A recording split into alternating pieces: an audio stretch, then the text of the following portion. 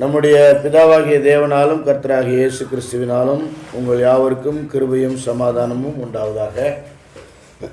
இன்றைக்கு சிங்காடிவகம் கிராமத்திலே கர்த்தரை ஆராதிக்க நாம் கூடியிருக்கிறோம். கர்த்தருடைய வார்த்தையை தியானிக்க போகிறோம். தேவன் தம்முடைய பரிசுத்தாவினாலே நமக்கு கற்றுக் கொடுத்து நம்மை பரிசுத்தப்படுத்தி பண்படுத்தி பயன்படுத்தி ஆசீர்வதிப்பாராக. அல்லேலூயா. நான் சொன்னதெல்லாம் திருப்பி சொல்லுங்கள். அல்லேலூயா. இல்லை, இவ்வளோ நேரம் சொன்னது நான் சொன்னதெல்லாம் சொன்னேன். இன்றைக்கி ஒரு முக்கியமான சத்தியத்தை சுருக்கமாக உங்களுக்கு சொல்ல போகிறேன். காலையில் சுருக்கமாக பேசுகிறேன்னு தான் பேசினேன், ஆனால் 1/2 மணி நேரம் தான் பேசணும்னு நினைக்கிறேன். இயேசு கிறிஸ்துவினுடைய முக்கால ஊழியங்கள். இயேசு கிறிஸ்து நமக்கு என்ன செஞ்சார், ஆண்டவர் இயேசு கிறிஸ்து இப்போ நமக்கு என்ன செஞ்சிகிட்டு இருக்கிறார், ஆண்டவர் இயேசு கிறிஸ்து இனி நமக்கு என்ன செய்ய போகிறார். ஆண்டவராக இயேசு கிறிஸ்து நேற்றும் இன்றும் என்றும் மாறாதவர். அல்லேலூயா. பிள்ளைங்களா சொல்லுங்க, ஆண்டவராக இயேசு கிறிஸ்து நேற்றும் இன்றும் என்றும் மாறாதவர். அதே நேரத்தில் அவருடைய குணத்தில், தன்மையில், அவருடைய பரிசுத்தத்தில் அவர் யார் என்பதில் அவர் மாறுவதில்லை. அவர் செய்யறதுல மாற்றம் இருக்கிறது. ஏற்கனவே அவருக்கு நமக்கு செஞ்சதை செஞ்சு முடிச்சதை இனிமேல் செய்ய வேண்டிய அவசியம் இல்லை. சிலுவையிலே எல்லாம் முடிந்ததுன்னார். அங்கே எதெல்லாம் முடிஞ்சுதோ அது மறுபடியும் செய்ய வேண்டிய அவசியம் இல்லை, தொடங்க வேண்டிய அவசியம் இல்லை. அப்போ சில விஷயங்கள் அவர் நமக்கு கடந்த காலத்தில் செஞ்சு முடித்து விட்டார். சில விஷயங்கள் நமக்கு இன்றைக்கி செஞ்சுக்கிட்டு இருக்கிறார் இல்லையா. அவர் இன்றைக்கு அகில உலக ராஜா, ஆவிக்குரிய மண்டலத்தில் ஆண்டு கொண்டிருக்கிறார். சில காரியங்கள் அவர் நமக்கு செய்ய போகிறார் இல்லையா. இப்போ செஞ்சிகிட்டு இருக்கிறத ஃப்யூச்சரில் செய்ய வேண்டிய அவசியம் இல்லை. அவர் ஏற்கனவே கடந்த காலத்தில் செஞ்சதை நிகழ்காலத்தில் செய்ய வேண்டியதில்லை. நிகழ்காலத்தில் செஞ்சதை அல்லது செஞ்சிகிட்டு இருக்கிறத இனி எதிர்காலத்தில் செய்ய வேண்டியதில்லை. இயேசுவின் கடந்த கால ஊழியம், இயேசுவின் நிகழ்கால ஊழியம், இயேசுவின் எதிர்கால ஊழியம்.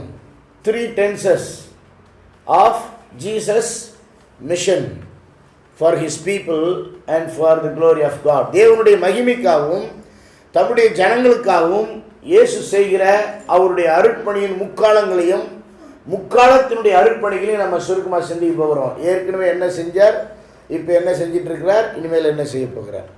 ஆமென். சரி, அதற்கு 3 கீவேர்டு நான் சொல்கிறேன். அந்த தலைப்பு ஞாபகம் வச்சுங்க. ஏற்கனவே நமக்கு என்ன செஞ்சார் அப்படின்னு பார்த்தா, ஏற்கனவே அவர் நமக்கு செய்தது ப்ராபிச்சியேஷன். எல்லாம் சொல்லுங்கள். ப்ராபிச்சியேஷன். ப்ராபிச்சியேஷன். ஆமாம், PROPITIATION. பிராயச்சித்தம். சொல்லுங்க. பாவ பரிகாரம், பாவ நிவாரணம். அப்போ ஏற்கனவே அவர் நமக்கு என்ன செஞ்சிருக்காருன்னா, பாவத்தை நீக்கியிருக்கிறார், அகற்றியிருக்கிறார், பாவத்தை மன்னித்திருக்கிறார், பாவத்திற்கான பரிகாரம் பண்ணியிருக்கிறார். இப்போ என்ன பண்ணிகிட்டு இருக்கார் அப்படின்னு பார்த்தீங்கன்னா, அட்வொகேஷன். அட்வொகேஷன் சொல்லுங்கள். அட்வொகேஷன். அட்வொகேட்னு சொல்கிறோம் இல்லையா, அதான். He's advocating for us. Advocation. சரியா, ஒரு ரைமிங்காக சொல்கிறதுக்காக ப்ராபிச்சியேஷன், அட்வொகேஷன். ADVOCATION. இனிமேல் என்ன பண்ண போகிறார் அப்படின்றத பார்த்தீங்கன்னா, ரீகாம்பன்சேஷன். சொல்லுங்கள். ரீகாம்பன்சேஷன். காம்பன்சேஷனாக ஒரு இழப்பு ஏற்பட்டால் அதுக்கு இணையாக ஈடாக கொடுப்பது.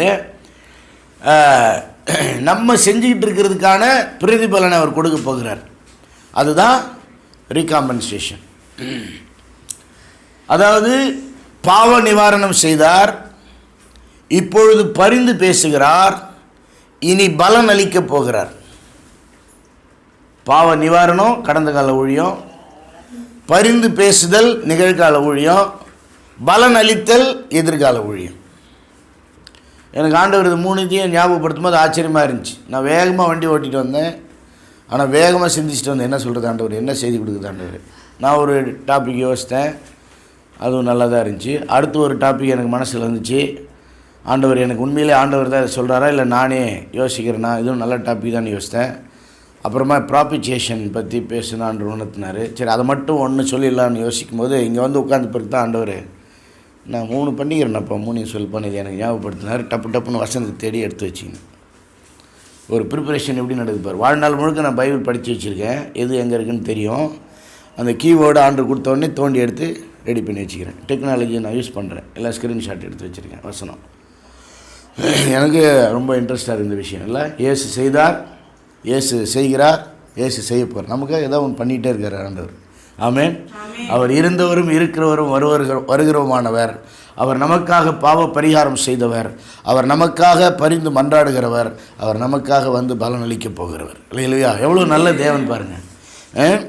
ப்ராபிசியேஷன் பாவ நிவாரணம், அட்வொகேஷன் ஆர் இன்டர்செஷன், பரிந்து மன்றாடுதல், அண்ட் ரிவார்டிங் ஆர் ரீகம்பன்சேஷன், நமக்கு பலன் கொடுத்தல். வசனங்களை நம்ம வாசிப்போம். வாசித்து நாம் கர்த்தருடைய பந்தியில் இன்னைக்கு கலந்து கொள்ளலாம். ஆண்டவர் ரொம்ப அற்புதமான தேவன். ரோமர் 3ஆம் அதிகாரம் 25வது வசனத்தை நம்ம வாசிப்போம். ஹீப்ரு 2:17 இருக்குது, 1 யோவான் 2:2 இருக்குது, 1 யோவான் 4:10 இருக்குது. எல்லா வசனத்தையும் வாசிக்க போகிறோம். ரோமர் 3:25 வாசிங்க. தேவன் பொறுமையாயிருந்த முற்காலத்தில் நடந்த பாவங்களை தாம் பொறுத்து கொண்டதை குறித்து தம்முடைய நீதியை காண்பிக்கும் பொருட்டாகவும் தாம் நீதி உள்ளவரும் இயேசுவினிடத்தில் விசுவாசமாய் இருக்கிறவனும் நீதிமான்களாக்கிறவுமாய் விளங்கும்படி இக்காலத்திலே தமது நீதியை காண்பிக்கும் பொருட்டாகவும் கிறிஸ்து இயேசுவினுடைய இரத்தம் பற்றும் விசுவாசத்தினாலே கிருபாத பலியாக அவரையே ஏற்படுத்தினார். ஏற்கனவே நான் உங்களுக்கு சொல்லியிருக்கிறேன், பாவ நிவாரணம் அல்லது பாவ பிராயச்சித்தம் என்கிற வார்த்தை கிருபாதார பலி என்று தமிழில் மொழிபெயர்க்கப்பட்டிருக்கு. Him God has set forth to be a propitiation through faith in his blood. அவருடைய இரத்தத்தின் வைக்கிற விசுவாசத்தின் மூலமாக நமக்கு பாவ நிவாரணத்தை அவருக்குள், அதாவது இயேசுக்குள் தேவன் நமக்கு கொடுத்திருக்கிறார். டு டெமான்ஸ்ட்ரேட் his righteousness, அவருடைய நீதியை காண்பிக்கும் பொருட்டு. Because in his forbearance God passed over the sins done in the past. கடந்த காலங்களில் அவருடைய கிருபையினால் அந்த பாவங்களை காணாதவர் போல் இருந்தார். அப்படின்னா என்ன அர்த்தம்? கடந்த காலத்தில் பழைய ஏற்பாட்டில் மக்களுடைய பாவங்களை ஆண்டவர் மன்னிச்சார் அல்லது கண்டுக்காமல் இருந்தார். மனசாட்சியின் காலத்தில் தேவன் காணாதவர் போல் இருந்தார். அப்படின்னா இயேசு கிறிஸ்து அவர்களுக்கு செய்ய போகிற பாவ பரிகாரத்தினுடைய கணக்கில் தான் கடந்த காலத்திலேருந்து பேசும்போது கடந்த காலத்துக்கு எதிர்காலமாகி இந்த நிகழ்காலத்தில் இயேசு கிறிஸ்து வந்து என்ன செய்ய போகிறார், பாவ நிவாரணம் செய்ய போகிறார், அந்த கணக்கில் பின்னால் புதிய ஏற்பாட்டில் புதிய உடன்படிக்கையில் இயேசு செய்ய போகிற பாவ நிவாரண கணக்கில் முன்னாலேயே பழைய ஏற்பாட்டு மக்கள் ஆண்டவர் மன்னிச்சார். பழைய ஏற்பாட்டிலே இயேசுவின் மூலம் தான் பாவ மன்னிப்பு, புதிய ஏற்பாட்டிலே இயேசுவின் மூலம் தான் பாவ மன்னிப்பு. பழைய ஏற்பாட்டில் ஏதோ மாடு வெட்டி ரத்தம் சிந்தி பாவ மன்னிப்பு இல்லை. இயேசுவின் ரத்தம் சிந்தப்படும் என்பதற்கு அடையாளமாக, நிழலாக, முன்னோட்டமாகத்தான் அது நடக்கப்பட்டது இல்லையா? அப்போ அதனுடைய பொருள் இயேசு, அதெல்லாம் நிழல், நிஜம் இயேசு. அப்போ அவர் காணாதவராக இருந்ததும் இயேசுவின் கணக்கில், இப்போ அவருடைய நீதியை வெளிப்படுத்துவதும் இயேசுவின் மூலம், அவருடைய இரத்தத்தின் மேல் வைக்கிற விசுவாசத்தினால் நமக்கு பாவ நிவாரணமாக இயேசுவை கிருபாதார பலியாக பிதா கொடுத்தார். அதாவது பிராயச்சித்தம், பரிகாரம் அப்படின்னா ஒரு பாவம் நடந்துச்சு, ஒரு அக்கிரமம் நடந்துச்சு, அதனுடைய சாபம், அதனுடைய துன்பம், அதனுடைய நஷ்டம், அதனுடைய பிரச்சனை, அதனுடைய எஃபெக்ட், தாக்கம் நம்ம மேலே இருக்குது. அதை அகற்றணும்னா அதுக்கு ஒரு சரியான ஈடான ஒன்றை செய்ய வேண்டும். இப்போ தேவனுடைய கோபம், தேவனுடைய சாபம், தேவனுடைய வருத்தம் நம்ம மேலே இருக்குது. அதை நீக்கிறதுக்கு, அவர் கோபத்தை தணிக்கிறதுக்கு இயேசு நொறுக்கப்பட்டார், இயேசு அடிக்கப்பட்டார். பிதா தனது கோபத்தை தன்னுடைய குமாரனாகிய இயேசுவின் மேல் முழு கோபத்தையும் தீர்த்து கொண்டார், முழு கோபத்தையும் அங்கே தனித்து கொண்டார். Jesus satisfied the wrath of God on behalf of us. நமது சார்பாக இயேசு கிறிஸ்து தேவ கோபத்தை தனித்து விட்டார். தண்டனையை ஏற்றுக்கொள்வதன் மூலம், அடிகளை ஏற்றுக்கொள்வதன் மூலம் தனித்து விட்டார். அதுதான் திருவிருந்து எடுக்கிறோம். நம்ம என்ன பண்ணுறோம்? அப்பத்தை பிட்டு சாப்பிடும்பொழுது நான் அடி வாங்க வேண்டியதில்லை, வாங்க வேண்டிய அடியெல்லாம் இயேசு வாங்கிட்டார். என் மேலே ஆண்டவர் எவ்வளோ கோபமாக இருந்தால் அந்த கோபத்தெல்லாம் இயேசு தீர்த்துட்டார். இது நற்செய்தியே இல்லையா? சந்தோஷமாக திருவிருந்து எடுக்கணும். நம்ம மேலே பிதா கோபமாக இல்லை. ஆமென். எத்தனை பேர் விசுவாசிக்கிறீங்க? தைரியமாக சொல்லுங்கள், என் மேலே பிதா கோபமாக இல்லை, என் மேலே தேவ கோபம் இல்லை. எபேசியர் 2ஆம் அதிகாரத்தில் படிக்கிற, முன்னே நீங்கள் பகைஞராக இருந்தீர்கள், தேவ பகைஞர், விரோதிகளாக இருந்தீர்கள், காணியாட்சிக்கு புறம்பாக இருந்தீர்கள். இப்போ நீங்கள் ஒரே நகரத்தாராகிவிட்டீர்கள், தேவனுடைய பிள்ளைகளாகிவிட்டீர்கள். பேதுரு அதான் எழுதுகிறார், எல்லாரும் அதான் எழுதுகிறாங்க. முன்ன நாம் தேவத்தினுடைய கோபாக்கினின் பிள்ளைகளாக இருந்தோம், கோபத்திற்கும் ஆக்கினைக்கும் உரியவர்களாக இருந்தோம். இயேசு நமக்காக பரிகாரம் செஞ்சதுனால, நமக்காக பலியானதுனால, நமக்காக பதிலானதுனால, நமக்கு பதிலாக நம் இடத்துல அவர் மரித்ததுனால, அடிக்கப்பட்டதுனால, தண்டனை ஏற்றுக்கொண்டதுனால, அவமானப்படுத்தப்பட்டதுனால, நிர்வாணமாக சிலுவையில் தொங்குனதுனால, நம்முடைய பாவத்திற்கான தண்டனையை சிலுவை மரணத்தை ஏற்றுக்கொண்டதுனால, அடி உதை உபத்திரவங்கள் எல்லா அவமானங்களை ஏற்றுக்கொண்டதுனால, தேவனுடைய கோபம் எல்லாம் நம் சார்பாக அவர் மேலே தணிக்கப்பட்டு தீர்க்கப்பட்டு, அந்த கிறிஸ்துவின் மூலமாக தேவன் தம்முடைய குமாரனாகிய இயேசுவின் மூலமாக நம்மை அன்பாகவே பார்க்குறார். இல்லையா? இதைத்தான் புதிய ஏற்பாட்டில் தேவன் அன்பாகவே இருக்கிறான்னு சொல்லப்பட்டு, அவர் பாவத்தை கண்டுகொள்ளாமல் இல்லை, பாவத்தை பார்த்தும் பாராமல் அப்படி கடந்து போகிறவர் அல்ல. கிறிஸ்து நமக்காக தண்டிக்கப்பட்டதுனால அவர் நம்ம மேலே பாவத்தை பார்க்குறது. இப்போ நம்ம அக்கௌண்ட்டில் நிறைய பாவம் இருந்துச்சு, ஏசுனார் மொத்தத்தினுடைய தண்டனையும் ஏற்றுக்கிட்டதுனால அந்த பாவம் நீக்கப்பட்டுச்சு. இப்போ நம்ம பாவ அக்கௌண்ட்டில் 0 தான் இருக்குது. ஆமென்.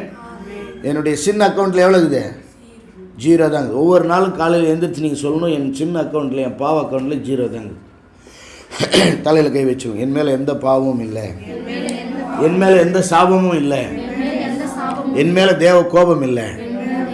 கிறிஸ்துவின் மூலமாக தேவன் என் மேல் அன்பாகவே இருக்கிறார். பாவ நிவாரண பலியாக அவரை தந்தார். எபிரேயர் 2ஆம் அதிகாரம் 17ஆம் வசனத்தை படிப்போம். எபிரேயர் 2:17. எவ்வளோ ஒரு அற்புதமான காரியம் இல்லை? அதாவது இப்போ நம்ம பாவம் செஞ்சுட்டு அப்போ மறுபடியும் கண்டுக்காமல் இருப்பார் அப்படின்னா, நாம் செய்ய போகிற எல்லா பாவங்களுக்கான தண்டனையும் இயேசுவின் மேல் போட்டு விட்டார். அவரை நொறுக்க சித்தமானார். அவர் மேலே அந்த தண்டனையை சுமத்தி அடித்து சிலுவையில் ஆணி அடித்து எல்லாத்தையும் நீக்கிட்டார். அதுக்காக நம்ம பாவம் செஞ்சால் அவர் சந்தோஷமாக இருப்பார்னு அர்த்தம் இல்லை. இயேசு கணக்கில் மன்னிக்கப்பட்டாலும் அந்த பாவத்துக்கான சிக்ஷை உண்டு, பாவத்துக்கான கண்டிப்பு உண்டு, சீர்திருத்துதல் உண்டு. அப்படி பலவீனம் அடையும் போது, பாவம் செய்யும்போது தேவனுடைய சமாதானத்தை, தேவனுடைய வல்லமையை, தேவனுடைய சுகத்தை, தேவனுடைய ஆசீர்வாதத்தை, தேவனுடைய வழிநடத்துதலை, தேவனுடைய சமாதானத்தை, தேவனுடைய பிரசன்னத்தின் சந்தோஷத்தை, ரட்சிப்பின் மகிழ்ச்சியை நாம் இழக்கிறோம் தற்காலிகமாக. There is an effect for everything. There is a consequences for everything. ஒவ்வொன்றுக்கும் ஒரு விளைவு இருக்கிறது. நல்லா கவனிங்க. ஆக்கினை இல்லை, விளைவு இருக்கிறது. சொல்லுங்க. தண்டனை இல்லை, சீர்திருத்துதல் இருக்கிறது. நரகத்தில் தள்ளி அழிப்பதில்லை, அப்பப்ப கண்டித்து திருத்துவார். அதில் தப்பிக்க முடியாது. ஆனால் இந்த கண்டிப்பே பயங்கரமாக இருக்கும். ஜீவனுள்ள தேவனுடைய கரங்களில் விழுகிறது பயங்கரமாக இருக்கிறது. இருந்தாலும் நம்ம அவர் கையை விட்டு வெளியே விழ மாட்டோம். ஸ்பர்ஜன் அப்படிங்கிற ஒரு பெரிய பிரசங்கர் சொன்னார், even when we fall into the gracious hands of God. நம்ம விழும்போது கூட தேவனுடைய கிருபையின் கரத்துக்குள்ளே தான் விழுகிறோம், வெளியே விழ மாட்டோம். ஆனால் எஃபெக்ட் இருக்குது, ரிசல்ட் இருக்குது. சரிங்களா? படிப்போம். எபிரேயரில் 2ஆம் அதிகாரம் 17ஆம் வசனம். அன்றியும் அவர் ஜனத்தின் பாவங்களை நிவர்த்தி செய்வதற்கு ஏதுவாக தேவ காரியங்களை குறித்து இரக்கமும் உண்மையுள்ள பிரதான ஆசிரியராய் இருக்கும்படிக்கு இவ்விதத்திலும் தம்முடைய சகோதரர்களுக்கு ஒப்பாக வேண்டியதாய் இருந்தது. ஏன் கடவுள் உருவமற்றவர் உருவமாக வர வேண்டியதாக இருந்தது? ஏன் கடவுள் மனிதனாய் வர வேண்டியது இருந்தது? ஏன் ஆவியாகிய தேவன் இயேசு கிறிஸ்து அந்த ஆவியை ஒரு சரீரத்துக்குள் அடக்கி தன்னை சுருக்கி 100% கடவுளாகவும் 100% மனிதனாகவும் வாழ வேண்டியது இருந்தது என்றால், பலியாவதற்காக, பாவ நிவாரணம் செய்வதற்காக, நமக்கு பாவ பரிகாரம் உண்டு பண்ணுவதற்காக. அந்த வார்த்தையை மறுபடியும் படிங்க.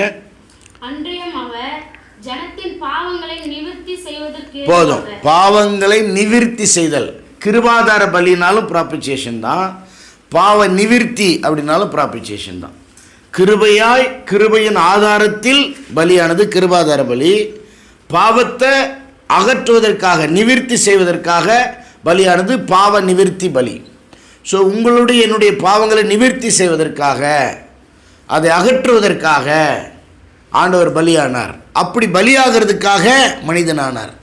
தான் படைத்த தன்னுடைய தம்பிகளைப் போல அவர் அண்ணனாய் வந்தார். தான் படைத்த தன்னுடைய பிள்ளைகளைப் போல அவரும் மனிதனானார், நம்மில் ஒருவரானார்.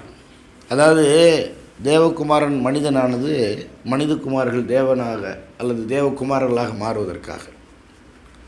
தேவகுமாரன் மனிதனானது மனிதகுமாரர்கள் தேவகுமாரர்களாக மாறுவதற்காக. God became man to make man sons of God.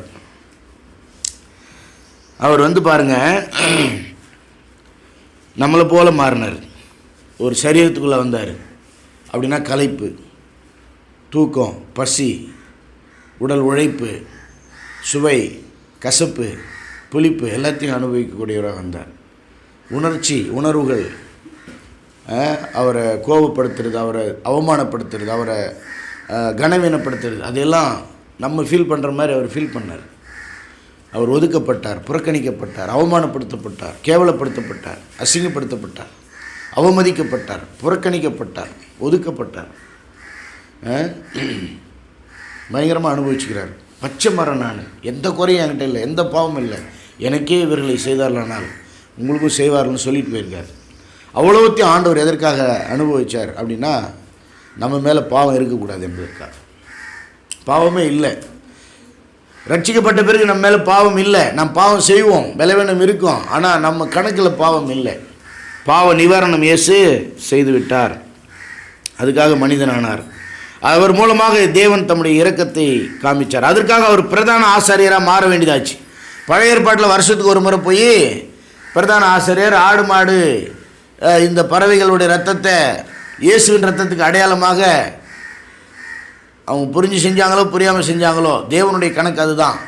அங்கே மகா பிரதான ஆசாரியன் அந்த மகா பரிசுத்தமான ஸ்தலத்தில் கிருபாசனத்தில் ரத்தத்தை தெளித்து பாவ மன்னிப்பு தனக்காகவும் தன் மக்களுக்காகவும் கேட்டான். ஆனால் இயேசு கிறிஸ்து தனக்கு மன்னிப்பு கேட்க வேண்டியதில்லை. ஆடு மாடு கோழி அல்லது பறவைகள் ரத்தத்தினால் அல்ல, தம்முடைய சொந்த இரத்தத்தினால, பரிசுத்தமான இரத்தத்தினால, தூய்மையான இரத்தத்தினால, குற்றமற்ற இரத்தத்தினால, விலையேற பெற்ற இரத்தத்தினால ஒரே தரம் நிரந்தரமாக கையினால் கட்டப்படாத தெய்வீக கூடாரமாகிய மகா பரிசுத்த ஸ்தலமாகிய தேவ சன்னிதானத்தில் சிலுவையில் மரித்து ஒரு நிழலாட்டமாக ரத்தத்தை தூக்கிட்டு பரலோகத்துக்கு போகல. அவர் ரத்தம் இங்கே சிந்தி காஞ்சி போச்சு. ஆனால் அது சிந்தப்பட்ட நோக்கம், அதனுடைய அர்த்தம், அதை தேவ சமூகத்தில் கொண்டு போய் அவர் அதை நிறைவேற்றி என் ஜனங்களெல்லாம் மன்னிச்சிருங்க, நீங்கள் தெரிந்து கொண்டவங்களெல்லாம் மன்னிச்சிருங்க, நீங்கள் திட்டம் போட்டவங்களெல்லாம் மன்னிச்சிருங்க, அவங்களுக்கு எல்லாருக்கும் நான் ரத்தம் சிந்திட்டேன். என் ரத்தம் அகில உலகங்கள், ஏன் 7-14 உலகங்கள், எத்தனை லோகங்களாக இருந்தாலும் எவ்வளோ கோடியாக இருந்தாலும் மன்னிக்கிறதுக்கு சக்தி பெற்றது. நீர் கொடுத்த சரீரம், புனிதமான சரீரம், அந்த சரீரத்தில் நீர் கொடுத்த ரத்தம், அந்த ரத்தத்தை உமக்கே சிந்திருக்கிறேன். கர்த்தர் எப்பவுமே அவர் கொடுத்தது தான் அவர் வாங்குவார் காணிக்கையா. அவர் பரிசுத்தப்படுத்தினது தான் அவர் ஏற்றுக்குவார். அவர்கிட்டருந்து வந்தது தான் அவர் திருப்பி எடுத்துக்குவார். இங்கேருந்தெல்லாம் கொடுத்தா வாங்க மாட்டார். அப்போ குற்றமற்ற ரத்தத்தை சிந்தி ரத்தத்தினால நம்மை சபையாக்கினார். அப்போஸ்தலர் 20-28. ரத்தத்தினாலே நம்மை ஆசாரியர்களாக்கினார், ராஜாக்களாக்கினார். வெளிப்படுத்தின விசேஷம் 1:6-9. ரத்தத்தினாலே நம்மை பிள்ளைகளாக்கினார். ரத்தத்தினாலே நம்மை ஒரே குடும்பமாக்கினார். யூதர்கள் புறஜாதிகள் இருதயத்தாரையும் ஒன்றாக்கினார். பரலோகத்தில் உள்ளவைகள் பூலோகத்தில் உள்ளவைகள் இருலோகத்தையும் ஒன்றாக கூட்டினார். எவ்வளோ பெரிய விஷயம் பண்ணியிருக்கார் பாருங்கள். அங்கே வருஷம் பண்ணாங்க, இவர் ஒரே தரம் நிரந்தரமாக பண்ணிட்டார். நான் ஒரு முறை பண்ணிட்டா நித்தியத்துக்கு பண்ண மாதிரின்றார். எப்படி? நான் ஒரு முறை மன்னிச்சிட்டா நித்தியமாக மன்னிச்சிட்டேன்னு அர்த்தம்ன்றார். ஒரு முறை நான் உங்களை காப்பாற்றிட்டேன்னா நித்தியமாக காப்பாற்றிருக்கேன். இன்னொரு வாட்டி ஆண்டவர் 2வது வாட்டி 3வது வாட்டி வந்து காப்பாற்ற வேண்டியதில்லை. நிரந்தரமாக மன்னிச்சிட்டார், நிரந்தரமாக காப்பாற்றிட்டார், நிரந்தரமாக நீதிமானாக்கிட்டார், நிரந்தரமாக பரிசுத்தமாக்கிட்டார், நிரந்தரமாக பூரணமாக்கிட்டார். தேவனுடைய கணக்கில் பிதா குமாரன் மூலமாக பார்க்கும்போது பரிசுத்த ஆவியை யார் பெற்றார்களோ அவங்களுக்கு எல்லாம் முழுமையடைந்து விட்டது. வேதம் சொல்றது தேவனுடைய கிரியைகள் எல்லாம் உலக தோற்றம் முதல் முடிந்திருக்கிறது. அவர் எல்லாத்தையும் செஞ்சு முடிச்சிட்டார். நிறைவேறுதலை தான் பார்க்கிறார். 1 யோவான் 2:2 அங்கே இன்னும் அருமையாக சொல்லப்படுறது. 1 யோவான் 2:1 படிங்க. ஏன் இந்த சத்தியத்தை நான் உங்களுக்கு சொல்கிறேன்னா, அங்கே 2ஆம் அதிகாரம் 1-2 ஆண்டவர் எல்லாத்தையும் மன்னிச்சிட்டாருங்க. நம்ம என்ன பாவம் வேணாலும் பண்ணலாங்க, எப்படி வேணாலும் இருக்கலாங்க. அப்படி வாழக்கூடாது.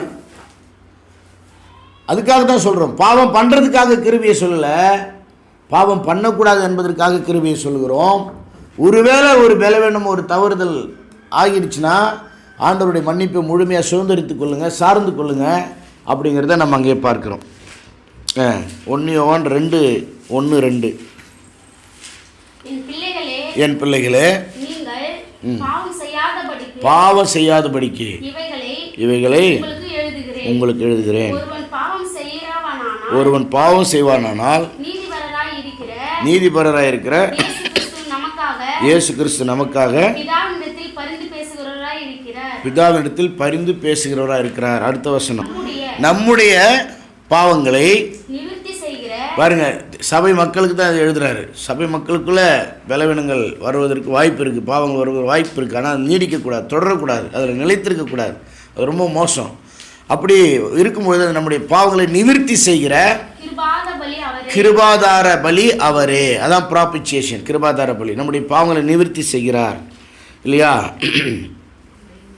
நம்முடைய பாவங்களை மாத்திரமல்ல, சர்வலோகத்தின் பாவங்களையும் நிவர்த்தி செய்கிற பலி அவர் தான் பலியா இருக்கிறார். நம்ம பாவத்தையும் அவர் நீக்கிறாரு. அவருடைய ரத்தம் சபையார் தெரிந்து கொள்ளப்பட்ட தேவ மக்களுடைய பாவத்தை மாத்திரம் நீக்குவது அல்ல, எல்லா மக்களுடைய பாவத்தை நீக்குவதற்கு சக்தி உள்ளது, வல்லமை உள்ளது, போதுமானது, நிறைவானது இல்லையா, பூரணமானது. இன்னும் எத்தனையோ கோடி உலகங்களை உண்டாக்கி அந்த உலகங்களில் எத்தனையோ கோடி மக்களை உருவாக்கினாலும் அத்தனை பேர் பாவத்தையும் நீக்குவதற்கு அது போதுமானது. இயேசுவின் ரத்தத்துக்கு அவ்வளோ வல்லமை. கடவுளின் ரத்தம், வெளியேறப்பட்ட ரத்தம், வானத்திலேருந்து வந்த ரத்தம், பூமியிலேருந்து வந்த ரத்தம் கிடையாது இல்லையா? கருவில் மரியாள் வயிற்றில் அவர் உடம்பில் இருந்த ரத்தத்தின் சக்தி அங்கே போகலை. பூமியிலேருந்து விளைஞ்சதை அவர் சாப்பிட்ட அந்த சாப்பாட்டினுடைய சக்தி, எனர்ஜி தான் அங்கே போச்சு. கரு கடவுள் கொடுத்த கரு, மனிதன் கொடுத்த கரு அல்ல. அந்த கரு வளரும்போது அதுக்குள்ளே இருந்த ரத்தம் உலக ரத்தம் அல்ல, மரியாளின் ரத்தம் அல்ல. மரியாளின் ரத்தத்தில் பாவம் இருக்க வாய்ப்பு இருக்கிறது. மரியாளின் மாம்சத்தில் பாவத்தன்மை இருக்கிறது. யோசேப்பின் ரத்தம் இல்லை. யோசேப்புக்கும் இயேசுக்கும் சம்பந்தமே இல்லை. இயேசுவுக்கு பூலோகத்தில் அப்பாவே இல்லை, பரலோகத்தில் தான் அப்பாகிறார். பிதா தான் அவருக்கு. அவர் தகப்பன் இல்லாத ஒரு கன்னி பெண்ணுடைய வயிற்றை வாடகை எடுத்ததைப் போல தற்காலிகமாக பயன்படுத்தி, உண்மை சொல்லப்போனால் தாயும் இல்லாத அவர் பிதாவினால் அற்புதமாக உலகத்தில் அனுப்பப்பட்டார். அவருடைய சரீரம் விசேஷமானது, அவருடைய இரத்தம் விசேஷமானது. அது எல்லா பாவங்களையும், எல்லாருடைய பாவங்களையும், எல்லா உலக பாவங்களையும் நீக்க போதுமானதாக இருக்கிறது. அவர் தான் பரிகாரம். 1 யோவான் 4:10 4ஆம் அதிகாரத்தில் 10ஆம் வசனம் படிங்க. நாம் தேவனிடத்தில் அன்பு கூர்ந்ததினால் அல்ல, அவர் நம்மிடத்தில் அன்பு கூர்ந்து நம்முடைய பாவங்களை நிவர்த்தி செய்கிற கிருபாதார பலியாக நம்முடைய குமாரனை அனுப்பினதினாலே அன்பு உண்டாயிருக்கிறது. அன்புங்கிறது என்ன தெரியுங்களா? அவரே நம்மளை செலக்ட் பண்ணி, அவரே நமக்காக திட்டம் பண்ணி, அவரே தன்னுடைய குமாரனை நமக்காக அனுப்பி, நம்ம அவரை தேடவும் இல்லை, அவர்கிட்ட அன்பு செலுத்தவும் இல்லை. முதல்ல அவர் என்ன பண்ணுறாரு, நமக்காக அவருடைய குமாரனை சிலுவையில் அடித்து கொன்று அவரை ரத்தம் சிந்த வச்சு அதன் மூலமாக நம்ம என்ன பண்ணுறாரு, மன்னிச்சார். அதுதான் அன்பு இல்லையா? அன்புன்னா கவனிங்க, அன்புன்னா முதல்ல இறங்கி வரணும். அவன் பேசிட்டான், அப்புறம் போய் நான் பேசுகிறேன். அவன் மன்னிப்பு கேட்டான், அப்புறம் போய் நான் மன்னிப்பு கொடுக்குறேன். அவன் எனக்கு ஒத்துழைக்கிட்டான், அப்புறம் நான் பார்த்துக்கிறேன். அவன் உணரட்டான். நம்மளாம் என்றைக்கு உணர்ந்தோம்? நம்மளாம் என்றைக்கு திருந்தணும்? நம்மளாம் என்றைக்கு மாறணும்? ஆண்டவரே நாம் பாவிகளாக இருக்கையில் கிறிஸ்து நமக்காக மரித்தார். ரோமர் 5:8 நினைக்கிறேன். நம்ம பாவிகளாக இருக்கையில் கிறிஸ்து நமக்காக மரித்தார். திருந்தும் பொழுது இல்லை, திருந்தின பிறகு அல்ல, உணர்வடைந்த பொழுது இல்லை. நம்ம ஒன்றுமே இல்லை, நம்ம மண்ணாங்கட்டியாக தான் இருந்தோம், பாவமாக தான் இருந்தோம். அவரே இறங்கி அவரே நமக்காக மரித்து அந்த செய்தி அவருடைய பரிசுத்தாவினால் அவரே நமக்கு புரிய வச்சு நமக்கு விசுவாசத்தை கொடுத்து மனந்தருமையை கொடுத்து, என்ன ஒரு அன்பு பாருங்கள். அன்புன்னா முதல்ல இனிஷியேட் பண்ணுறது தான். நம்மளாக இறங்கி போகணும், நம்மளாக அவங்களுக்கு செய்ய வேண்டியதெல்லாம் செய்யணும். அந்த செயலினால், அந்த வல்லமையினால், அந்த மாற்றத்தினால அவங்க அந்த நன்மையை அனுபவிக்கணும். ரைட்டா? அவங்க மன்னிப்பு கேட்ட பிறகு மன்னிக்கிறது மனிதனுடைய மன்னிப்பு. மன்னிப்பு கேட்கறதுக்கு முன்னாலவே மனப்பூர்வம் மன்னிக்கிறது தான் தெய்வீக மன்னிப்பு. அவங்களாம் வந்து ஒப்புரவான பிறகு, சாரி கேட்ட பிறகு, உணர்வு அடைந்த பிறகு, தப்பை புரிஞ்சுக்கிட்ட பிறகு அவங்க இடத்துல சமமாக சகோதரத்துவமாக பழகுவது மனிதனுடைய நீதி. ஆனால் அவங்க உணர்வே அடையலனால அவங்கள உண்மையாக நேசித்து அவங்களுக்கு நன்மை செய்ய முயற்சி பண்ணுவது தெய்வீக நீதி. அன்பு எப்படி உண்டானது? நம்ம அன்பு கூர்ந்ததுனால அல்ல, நம்ம ஏதோ கடவுளுக்காக பண்ணதுனால அல்ல, நம்ம சர்ச்சா கூடி ஜெபம் பண்ணி நம்ம ஏதோ பாவம் பண்ணி கேட்டதுனால அல்ல. அவரே வந்து மனப்பூர்வமாக, மனதார, தன்னார்வமாக, தன் விருப்பமாக நமக்காக உயிரை கொடுத்து ரத்தம் சிந்தி நம்மை மன்னித்து ஏற்றுக்கொண்டதுனால தான் அன்பு உண்டாயிருக்கிறது. அவர் முதலில் அன்பு கூர்ந்ததுனால தான் நம்ம அவர் மேலே அன்பு செலுத்துகிறோம். ஆமென், அல்லேலூயா. அப்போ ஏற்கனவே நம்ம வாசித்த அந்த வசனம் தான் அடுத்தது. ஸோ இது வரைக்கும் நம்ம ப்ராபிச்சியேஷன், பாவ நிவாரணத்தை குறித்து, அதனுடைய அடிப்படை வந்து தேவ அன்பு, அதுக்கு ஆதாரம் தேவனுடைய கிருபை, அதனுடைய அச்சாரம் தேவனுடைய இரக்கம். நம்மிடத்தில் எதுவுமே இல்லை. ரட்சிப்பு முழுக்க முழுக்க 100% தேவனுடையது. அவரே தீர்மானித்தார், அவரே திட்டமிட்டார், அவரே அதற்கான காரியங்களை செய்து முடித்தார், அவரே அதை நமக்கு விளங்கப்படுத்தினார், வெளிப்படுத்தினார், அதை நமக்குள் நிறைவேற்றினார், அவரே அதன் நன்மைகளை ஆசீர்வாதம் நமக்கு கொடுத்துருக்கிறார். முழுக்க முழுக்க ரட்சிப்பு 100% தேவனுடையது. ரட்சிப்பு தான் பெரிய ஆசீர்வாதம். ரட்சிப்புக்குள்ளே தான் எல்லா ஆசீர்வாதமும் இருக்கிறது. இயேசு செய்து முடித்த ஊழியம் நம்முடைய பாவ பரிகாரமானார், பாவ பிராயச்சித்தமானார், பாவத்தை நிவர்த்தி செய்யும் கிருபாதார பலியானார். அவர் நம்முடைய பாவத்தை நம்ம விட்டு அகற்றி நம்மை தேவ பிள்ளைகளாக, நீதிமான்களாக மாற்றியிருக்கிறார். ரெண்டாவது, இப்போ அவர் என்ன ஊழியம் செய்கிறாரு அப்படின்னு பார்த்தோம்னா, அட்வொகேஷன், பரிந்து மன்றாடுகிறார். எல்லாம் சொல்லுங்கள், பரிந்து மன்றாடுகிறார், பரிந்து பேசுகிறார். பழைய ஏற்பாட்டில் பிரதான ஆசாரியன் அந்த ரத்தத்தை கொண்டு போய் சிந்தி மன்னிப்பு கேட்டுட்டு தண்டிக்காதீங்க, விட்டுருங்க, இறக்கம் பண்ணுங்க, பரிந்து பேசுவான், இன்டர்சீட் பண்ணுவான். அதுபோல் இன்றைக்கி அது டெம்பரரி இன்டர்செஷன். இப்போ ஒரு என்ன சொல்கிறது, ஒரு இட்டர்னல் இன்டர்செஷன். இட்டர்னல் கூட எதிர்காலத்தில் அவர் செய்ய போகிறதில்ல, நம்ம தேவனோடு ஒன்றான பிறகு செய்ய போகிறதில்ல. அது வரைக்கும் அவருடைய காலம் நிறைவேறுகிற வரைக்கும் நீண்ட காலத்துக்கு செய்கிறதெல்லாம் பைபிளில் இட்டர்னல் போட்டிருக்கு. நீண்ட காலத்துக்கு இருக்கிறது நித்தியம்னு போட்டிருக்கு. அப்போது இயேசுவின் வருகை வரும் வரைக்கும், இயேசுவோடு நாம் மனவாட்டியாகிய சபையாகிய நாம் ஒன்றாக இணைக்கப்படும் வரைக்கும் இயேசு கிறிஸ்து நமக்காக பரிந்து பேசிக்கொண்டே இருப்பார். அல்லேலூயா. அவர் எப்போ பரிந்து பேச ஆரம்பித்தார்? அவர் வந்து ரத்தம் சிந்தும்பொழுது பரிந்து பேச ஆரம்பித்தார். இன்னும் சொல்லப்போனால் சிலுவைக்கு போகிறதுக்கு முன்னாலேயே, காட்டி கொடுக்கப்படுகிற அன்று ராத்திரியே ஆண்டவர் பரிந்து மன்றாடுதலின் ஜெபத்தை செய்தார். அதுதான் நம்ம வந்து எல்லா சுவிசேஷத்திலும் கடைசியில் பார்க்குறோம். குறிப்பாக யோவான் 17ஆம் அதிகாரத்தில் பார்க்குறோம். யோவான் 17ஆம் அதிகாரத்தில் நம்ம இன்னொரு நாளைக்கு ஆழமாக தியானிக்கலாம், நீங்கள் படித்து தியானிங்க. அதுதான் இயேசுவினுடைய பிரதான ஆசாரியத்துவ ஜெபம். Jesus high priestly prayer, high priestly prayer of Jesus. ரொம்ப அர்த்தம் நிறைந்த, ஆழம் நிறைந்த, பழைய ஏற்பாட்டையும் புதிய ஏற்பாட்டையும் இணைக்கக்கூடிய, கடந்த காலத்தின் நிகழ்காலத்தையும் எதிர்காலத்தையும் இணைக்கக்கூடிய, தேவனுடைய முழு திட்டங்களை வெளிப்படுத்தக்கூடிய, தேவனுடைய முழு நோக்கங்களை வெளிப்படுத்தக்கூடிய, பிதாகுமாரன் பரிசுத்தாவின் திரித்துவத்தை வெளிப்படுத்தக்கூடிய அற்புதமான ஒரு ஜெபம். அதுதான் இயேசுவின் ஜெபம், அதுதான் கர்த்தருடைய ஜெபம். பரமண்டல ஜெபம்னு சொல்கிறது இயேசு சொல்லி கொடுத்த ஜெபம், அது சீசர்களின் ஜெபம். அதுக்கு போய் கர்த்தருடைய ஜெபம், கர்த்தருடைய ஜெபன்றாங்க. அது கர்த்தர் கற்பித்த ஜெபம். பரமண்டலத்தில் இருக்கிற பிதாவின்னு சொல்கிறோமே, மத்தேயு 6ஆம் அதிகாரம் 9-13, அது கர்த்தர் கற்பித்த ஜெபம், சீசர்கள் செய்ய வேண்டிய சீசருடைய ஜெபம். ஆனால் இயேசு ஜெபித்த ஜெபம் யோவான் 17. இயேசு ஜெபித்த ஜெபத்தை வேறு யாரும் ஜெபிக்க முடியாது, அது அவர் மட்டும்தான் ஜெபிக்க முடியும். பிதா கிட்ட இயேசு ஜெபிக்கிறாருங்க. பிதா கிட்ட இயேசு ஜெபிக்கலைன்னா நமக்கு வந்து பிரதான ஆசாரித்துவரே இல்லை, ஆசாரித்துவ ஊழியமே இல்லை. அப்போ பிதான்னு ஒருத்தர் இல்லைன்னா அவர் யார்கிட்ட ஜெபிப்பார்? அவர்கிட்ட ஜெபிச்சுக்கிட்டாரா? பிதா குமாரன் பரிசுத்தாவி புரியாமல் இருக்கிறாங்க.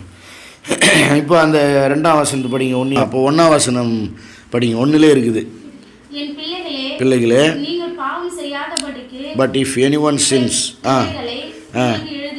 இப்போ யாராவது பாவம் செய்தால், அதுலேருந்து படிங்க. ஒருவன் பாவம் செய்வானானால், கவனிங்க, நீதிபரராக இருக்கிற இயேசு கிறிஸ்து நமக்காக, சபைக்காக, அவரை விசுவாசிக்கிறவர்களுக்காக பிதாவினிடத்தில் பரிந்து பேசுகிறவராக இருக்கிறார். இதுதான் இப்போ அவர் செய்கிற ஊழியம்.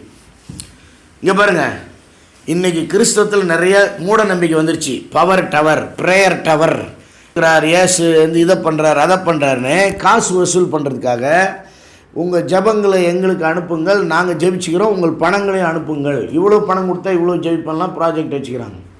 நிறைய பணம் கொடுக்குறவங்களுக்கு முதல்ல ஜெபம் பண்ணுறாங்க. அவங்கள நேராக பார்த்து ஜெபம் பண்ணுறாங்க. ஆமாம்மா, இந்த உலகத்தில் அவ்வளோ அநியாயம் நடக்குது.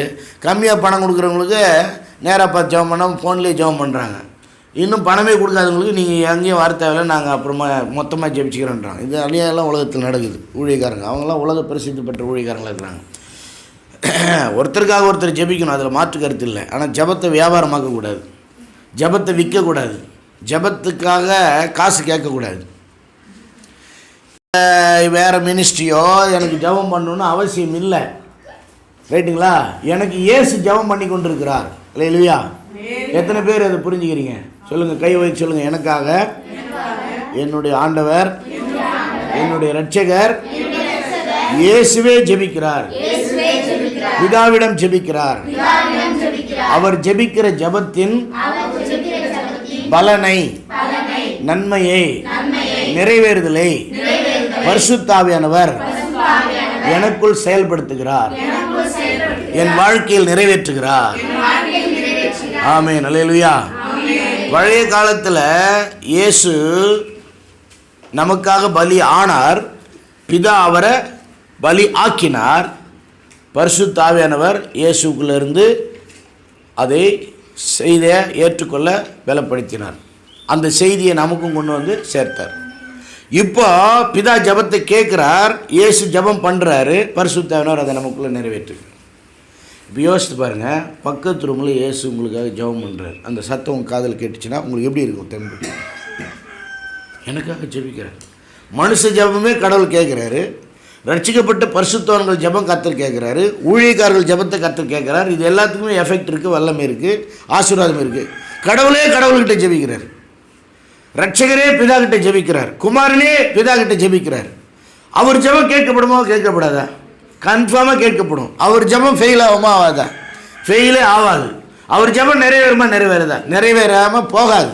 அவர் என்ன பண்ணுறார்? விட்டுறாதீங்க ஆண்டவரே, பிதாவை பிடிச்சிங்க, துணையை விட்டுறாதீங்க, ஐடா விட்டுறாதீங்க, பவித்ரா விட்டுறாதீங்க, செந்தில் எந்த காரணத்திலும் விட்டுறாதீங்க, தமிழை விட்டுறாதீங்க, சண்முகம் பாவம் அவனை விட்டுறாதீங்க. இயேசு வந்து ரெக்கமெண்டேஷன் பண்ணுறார்.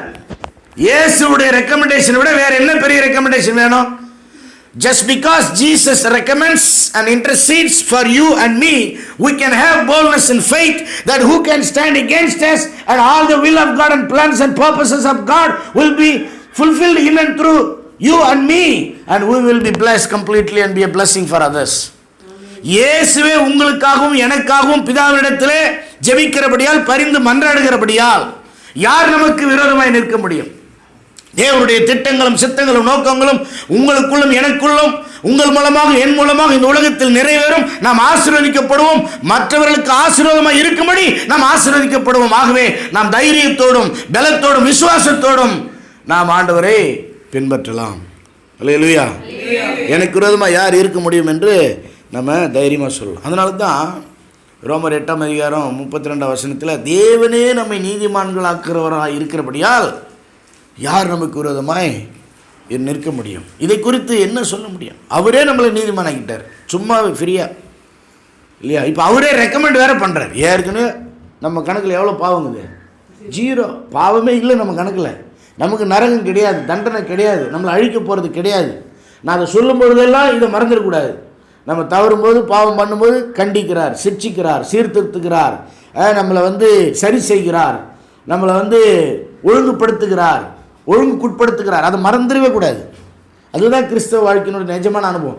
அப்படி செய்வதனால நமக்கு உணர்வு கொடுக்கிறார், பரிசுத்தத்தின் மேல் வாஞ்சை கொடுக்கிறார். அப்படி செய்வதனால நம்மை பரிசுத்தத்தில் பூரணப்படுத்துகிறார். அதுவும் நன்மைக்கு தான். பாருங்கள், நம்ம கணக்கில் பாவமே இல்லை, ஒருவேளை தப்பி தவிர ஏதாவது ஒன்று நடந்துட்டால் கூட முன்கூட்டி ஜாமீன் வாங்கிட்டு இருக்கிறார். முன் ஜாமீன் தெரியுமா? நடக்க போகிற அல்லது வரப்போகிற கேஸுக்கு முன்னாலே ஜாமீன் வாங்குறது. இயேசு கிறிஸ்து நமக்காக ஜாமீன், முன் ஜாமீன் வாங்கிட்டு டெய்லி பரிந்து பேசுகிறார்.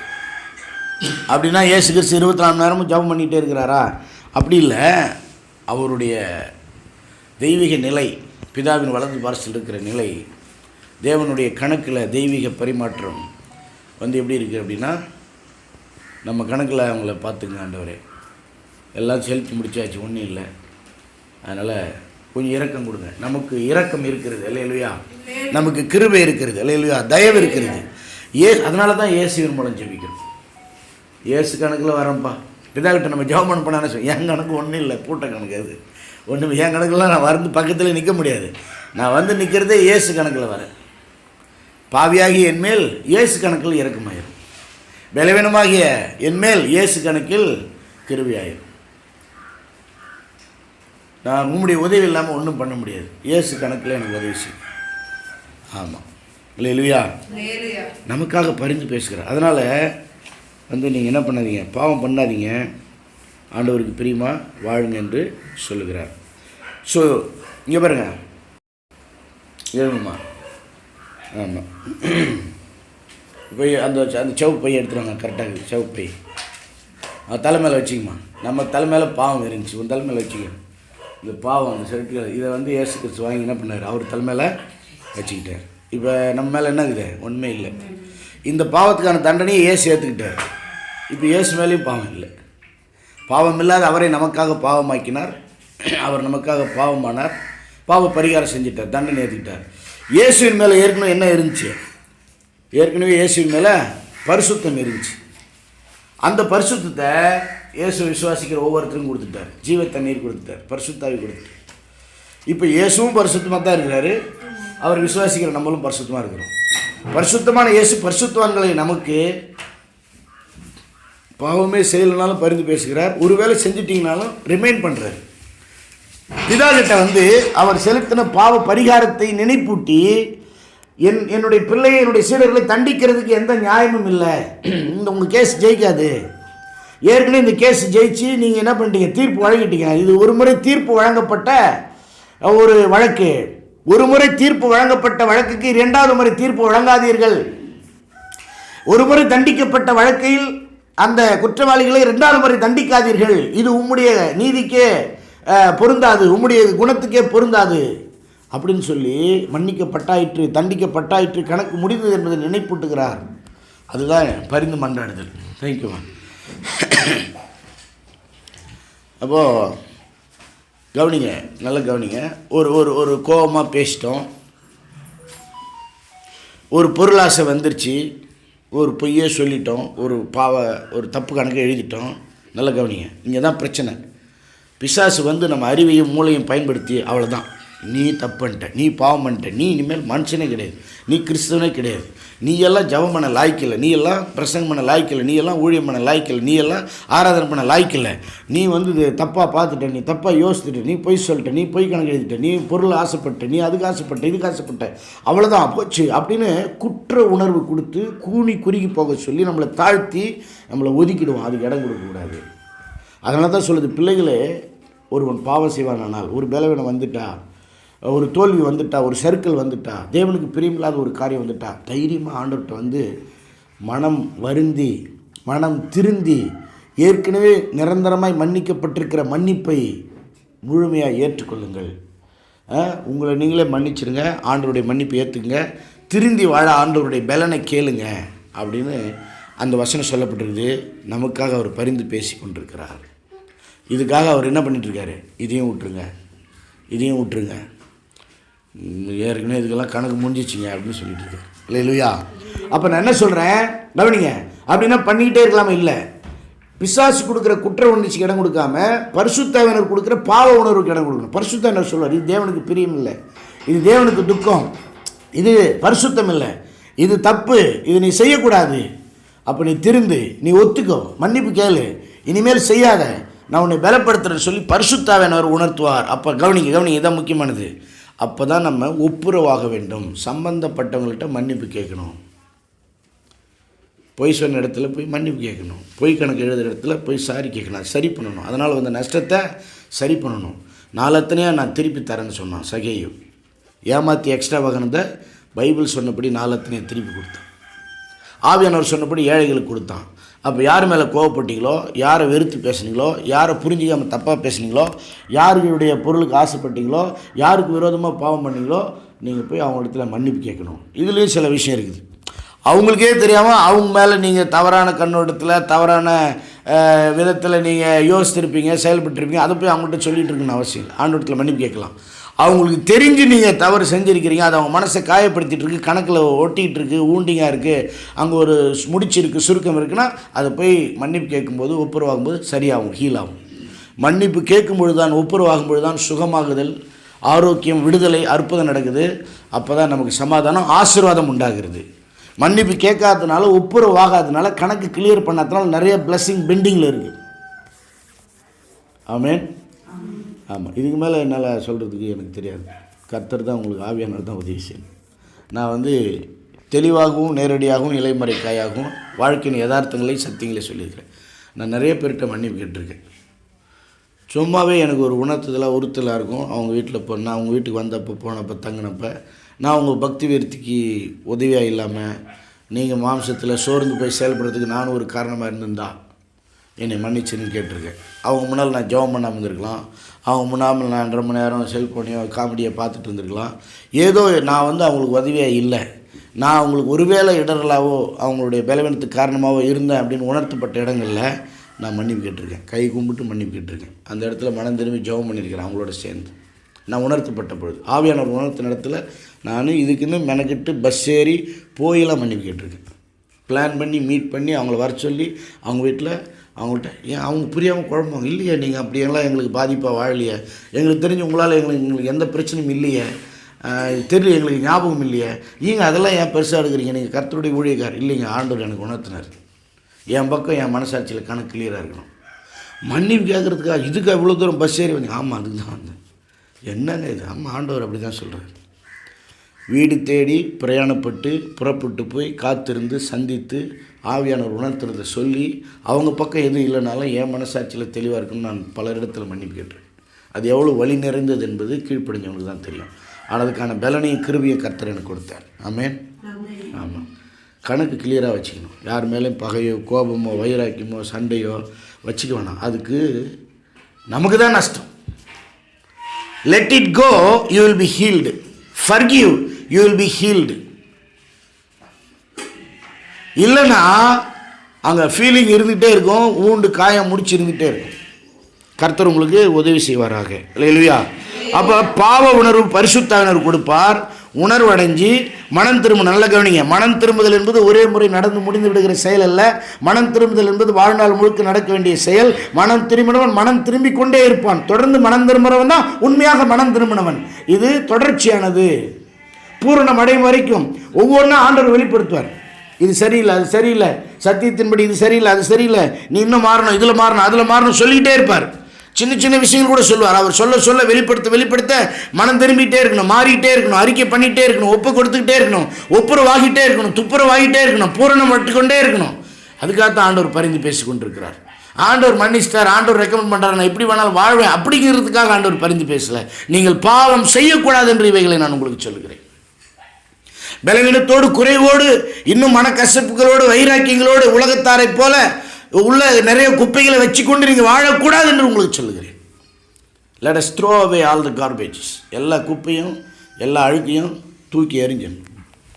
தேவ சமூகத்தில் அறிக்கை பண்ணுங்கள், சம்பந்தப்பட்டவங்கள்ட்ட ஒப்புரவாகுங்க, மன்னிப்பு கேட்குறவங்கள்ட்ட மன்னிப்பு கேளுங்க, மன்னிப்பு கொடுக்க வேண்டியவங்களுக்கு மன்னிப்பு கொடுங்க. அவங்க கேட்டால் தான் இல்லை, நீங்களே போய் மன்னிச்சிருங்க.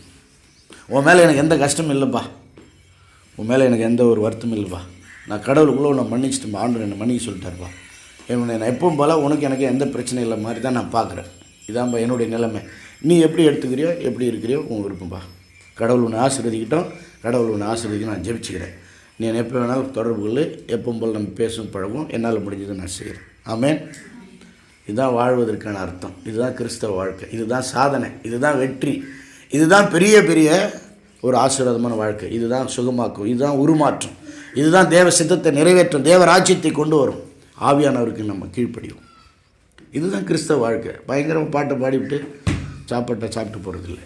பரிசுத்தாவினர் சொல்லுகிறபடி வருந்துவதும் திருந்துவதும் நல்மனம் பொருந்துவதும் பூரணமாவதும் தான் கிறிஸ்தவ வாழ்க்கை. அல்லேலூயா.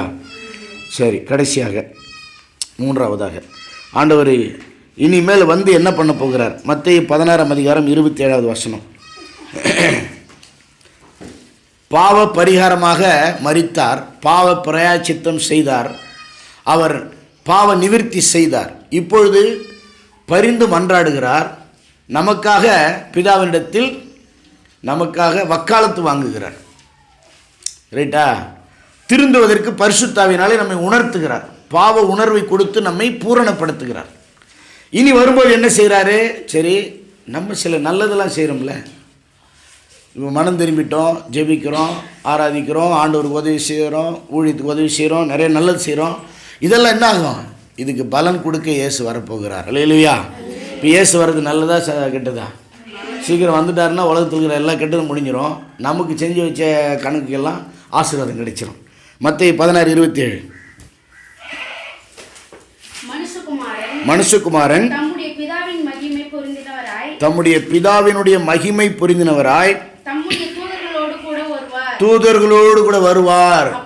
தனியா வந்தார். முதல்ல தூதர்கள் வானத்திலிருந்து வாழ்த்தினார்கள், பாடினார்கள். இப்போ வரும்போது சும்மா அதிர்தில்லைன்னு வருவார், அதிரடியாக வருவார். கோடான கோடி தூதர்களோடு வருவார். பழைய ஏற்பாட்டில் சீயோன் மலையில் இறங்கி வந்தப்போ புகையும் காடும் நெருப்பும் பூமி அதிர்ச்சியும் மாபெரும் இடியும் மின்னலும் சத்தங்களும் மக்களும் மாடுகளும் தாங்கக்கூடாத மாதிரி உலகமே ஏற்கனவே ஒரு வாட்டி வந்திருக்கார், சும்மா அதிர்தில்லைன்னு காமிச்சிருக்கார். இப்போ அதை விட பயங்கரமாக வரப்போகிறார். மகிமையாய் தேவதூதரோடு வருவார். அப்பொழுது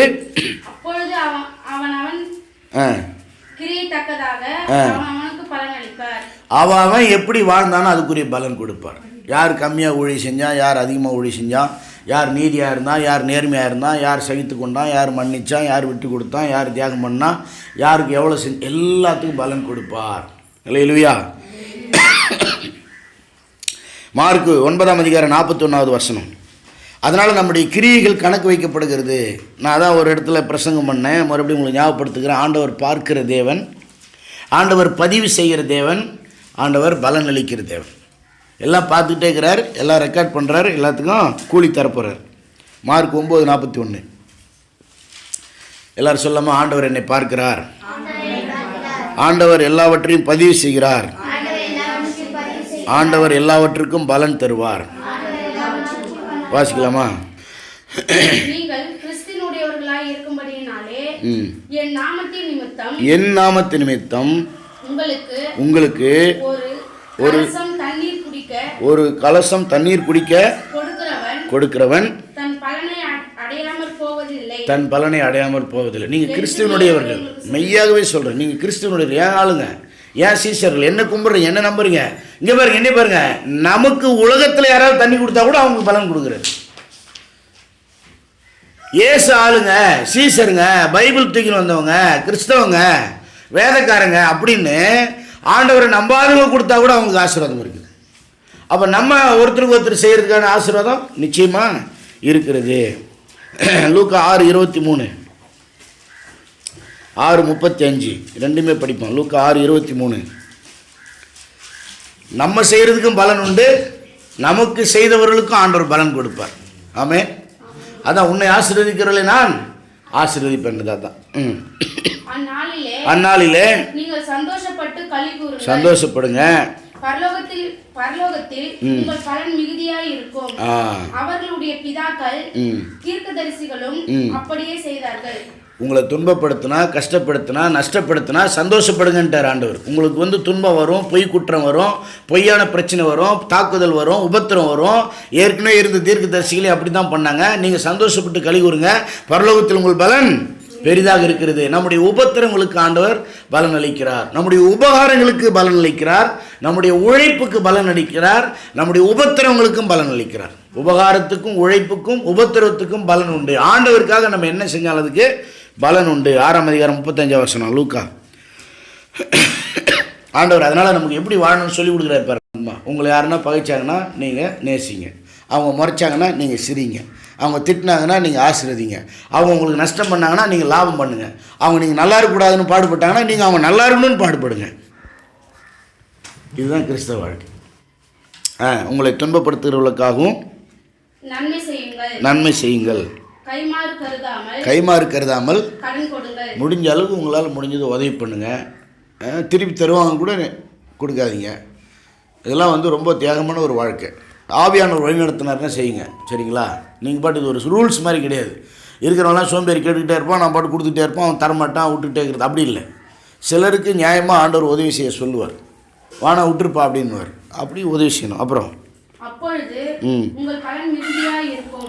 இதுக்கெல்லாம் என்ன இருக்குது? பலன் மிகுதியாக இருக்கும். நீங்களும் உன்னதமானவருக்கு நீங்கள் பிள்ளைகளாய் இருப்பீர்கள். அவர் நன்றி அறியாதவர்களுக்கும் துரோகிகளுக்கும் நன்மை செய்யும். கடவுளை மாதிரி நீங்கள் வாழணும், அப்போதான் கடவுள் பிள்ளைங்க. அவர் என்ன பண்ணுறாரு? நன்றி இல்லாதவங்களுக்கும் துரோகிகளுக்கும் நன்மை செய்கிறார். நம்ம செஞ்சது புரிஞ்சிக்காத ஆளுங்க, சரி புரிஞ்சிக்கலாம் கூட பரவாயில்ல, நமக்கு குழி வெட்டுற ஆளுங்க, அவங்களுக்கு நம்ம நல்லது பண்ணணும். பிதா நன்றி கெட்டவங்களுக்கும் துரோகிகளுக்கும் நன்மை செய்கிறாரு. நீங்களும் அது போல் உங்கள் எதிரிகளுக்கு அன்பு காட்டுங்க, வெறுக்கிறவங்களுக்கு பாசம் காட்டுங்க, தீமை செய்கிறவங்களுக்கு நன்மை செய்யுங்க. அப்படி செய்கிறதுனால நீங்கள் அவருடைய பிள்ளைங்க நிரூபிக்கிறீங்க. அல்லேலியா அல்லேலியா அல்லேலியா சொல்கிறதுல இல்லை தேவனுடைய பிள்ளைகள் என்பது. பாட்டு போட்டு எபினேசரே எல்ரோயி எல்சடாயின்னு அப்படியே ஜீசஸ் அப்படி கத்துறதுல இல்லை கிறிஸ்தவம். ஏசுனார் மாதிரியே வாழறான்பா, ஏசுனார் மாதிரியே மன்னிக்கிறான்பா, ஏசுனார் மாதிரியே தீமையை பொறுத்துக்கிறான்பா, ஏசுனார் மாதிரியே கெட்டவங்களுக்கு கூட நல்லது பண்ணுறான்பா. அந்தாலும் இவனுக்கு எவ்வளோ துரோகம் பண்ணிட்டு போனால் மறுபடியும் அவனுக்கு நல்லது பண்ணுறான்பா. நான் கூட அவருக்கு கெட்டது நினச்சிக்கிறேன்பா, இருந்தாலும் ஒரு வாட்டி கூட நல்லது தம்பா நினைக்கிறார், ஒரு வாட்டி கூட கெட்டது நினச்சதில்லைப்பா. இதுதான் கிறிஸ்தவ வாழ்க்கை. அதனால தான் ஆண்டவர் சொன்னார், நான் அன்பாக இருக்கிற மாதிரி நீங்கள் அன்பாக ஒருத்தருக்கு ஒருத்தர் முதல்ல இருங்க, முதல்ல சபைக்குள்ளே இருங்க. அதை பார்த்து அவங்க தெரிஞ்சுக்குவாங்க. அடுத்தது சமுதாயத்தில் பிதாவை போல் இருக்கணும், இயேசுவை போல் சபைக்குள்ளே இருக்கணும், பிதாவை போல் சமுதாயத்தில் இருக்கணும்.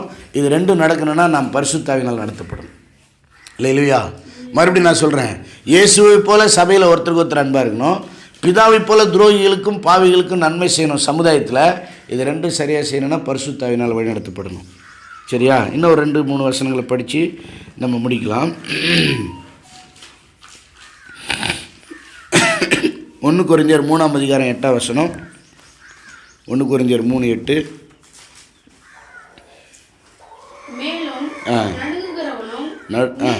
நடுகிறவனும் நீர் பாய்ச்சுகிறவனும் ஒன்றாய் இருக்கிறார்கள். அவனவன் அவன் செஞ்சதுக்கான கூலியை ஆண்டவர் தருவார். ஒருத்தர் நடுறார், அது ஒரு ஊழியம். ஒருத்தர் தண்ணி ஊற்றுறார், அது ஒரு ஊழியம். நடுறவரும் பெரியவர் இல்லை, தண்ணி ஊற்றுறவரும் பெரியவர் இல்லை. வல்லமையாக ஒருத்தர் பிரசங்கிக்கிறாருன்னு அவர் தூக்கி வச்சு தலையில் வச்சுன்னு ஆடக்கூடாது. ஒருத்தர் பயங்கரமாக டீச் பண்ணுறாருன்னொடனே அவர் பெரிய ஆள்னு நினைக்கக்கூடாது. யார் பெரிய ஆள்? விளைய செய்கிற தேவனே பெரியவர். பாடுறவங்களும் பெரியவர் இல்லை, பிரசங்கிக்கிறவங்களும் பெரியவர் இல்லை, போதிக்கிறவங்களும் பெரியவர் இல்லை, ஹீப்ரு கிரீக் ஆராய்ச்சி பண்ணி யாருக்கும் தெரியாதெல்லாம் சொல்கிறவங்க பெரியவங்க இல்லை. அவங்க உழைப்பை மதிக்கணும், அவங்களுடைய கடின உழைப்பை நம்ம பாராட்டணும், மெச்சிக்கொள்ளணும்.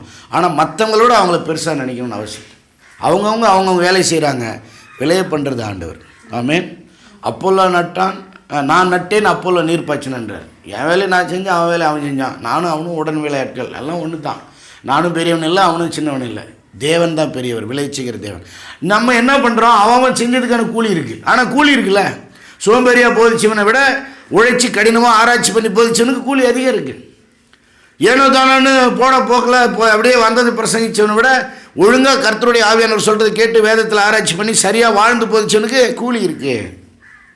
அதே 1 கொரிந்தியர் 3ஆம் அதிகாரத்தில் 14ஆவது வசனம். சிலர் வைக்கோல் புல் மரம் அதில் கட்டுறாங்க, சிலர் வெள்ளி பொண்ணு வெளியேறப்பெற்ற கல்லில் கட்டுறாங்க. ஒருத்தர் தப்பாக ஊழியம் பண்ணுறாரு, ஒருத்தர் சரியாக ஊழியம் பண்ணுறாரு.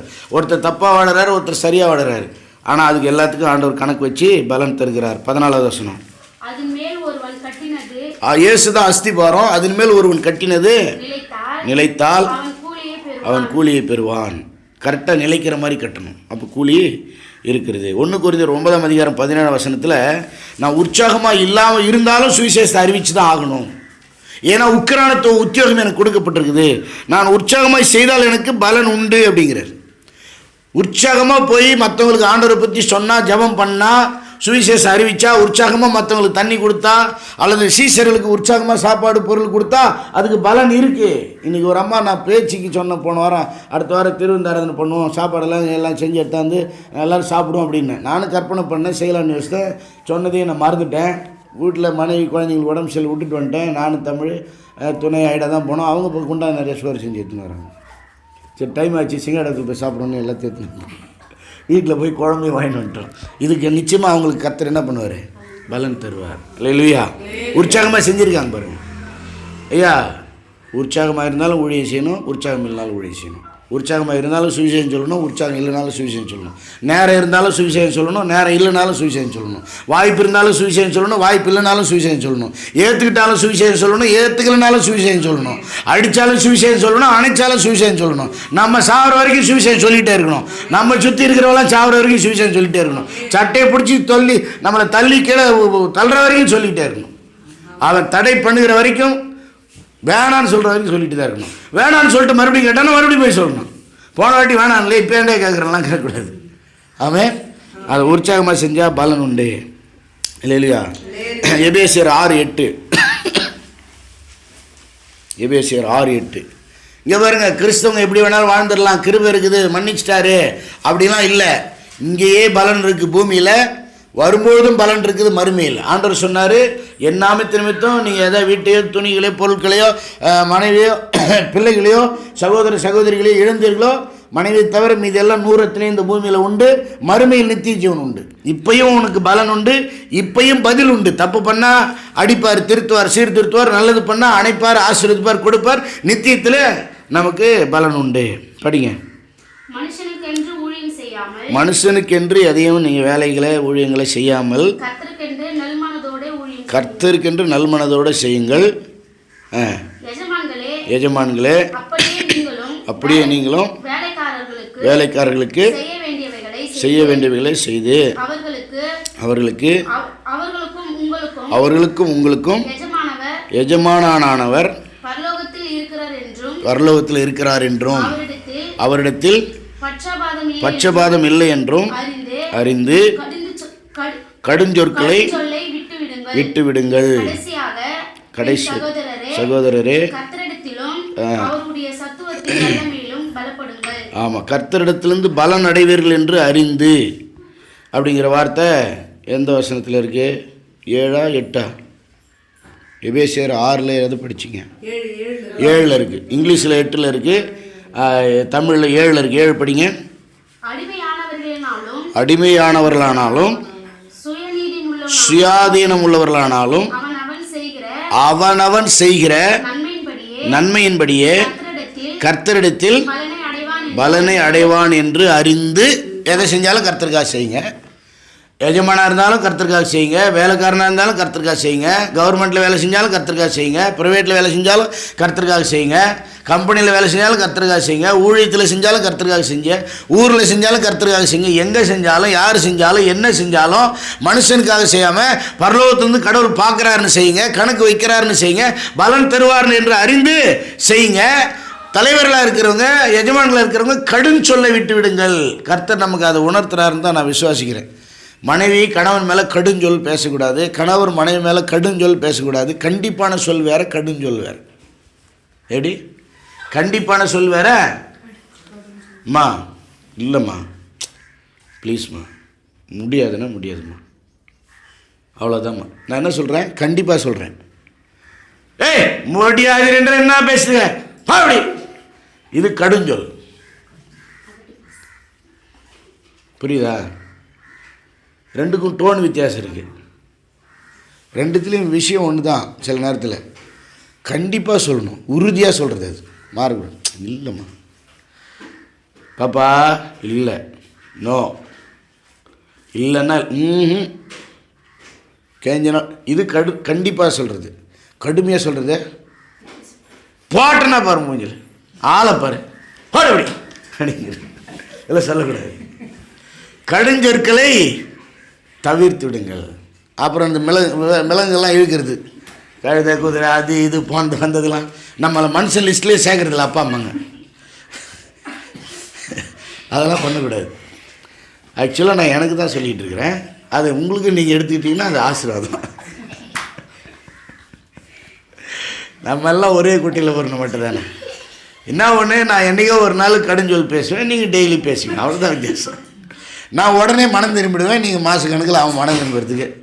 எதுக்கெல்லாம் மனம் திரும்பினீங்க, திரும்பலன்னு தெரில. ஆவியானவர் சொல்கிறது ஒப்பு கொடுங்க. கடுஞ்சொற்களை தவிர்த்துடுங்க. நீங்கள் எஜமான் தான், நீங்கள் கணவர் தான், நீங்கள் அம்மா தான், அதிகாரம் உடையவர்கள் தான். அதனால் கடுஞ்சொல்லை தவிர்த்து விடுங்கள். கடைசியாக வசனத்தை படிக்கலாமா? கடைசி கொலோசியர் 2:18 அது சொல்லப்பட்டிருக்கிறது. கொலோசியர் 3:24 படிங்க. கொலோசியர் 3:24. எதை செய்தாலும் அதை மனுஷருக்கென்று செய்யாமல் கர்த்தருக்கென்றே மனப்பூர்வமாய் செய்யுங்கள். அநியாயம் செய்கிறவன் நீ கிறிஸ்தவனாக இருந்துக்கிட்டு அநியாயம் பண்ணினா அந்த அநியாயத்துக்கு ஏற்ற பலனை அடைவான். தேவனிடத்தில் பட்சபாதமே இல்லை. நன்மை செஞ்சாலும் பலன் உண்டு, அநியாயம் செஞ்சாலும் பலன் உண்டு. எபிரேயர் 10:35 பலன்களை குறித்து சொல்லப்பட்டிருக்கிறது. எபிரேயர் 11:26 பலன்களை குறித்து சொல்லப்பட்டிருக்குது. 2 யோவான் 1:8 பலன்களை குறித்து சொல்லப்பட்டிருக்குது. யூதா 1:11 பலன்களை குறித்து சொல்லப்பட்டிருக்குது. கடைசியாக ரெவலேஷனில் முடிச்சிடலாம். வெளிப்படுத்தின விசேஷம் 22:12 வாசித்து முடியும். வெளிப்படுத்தின விசேஷம் 22:12.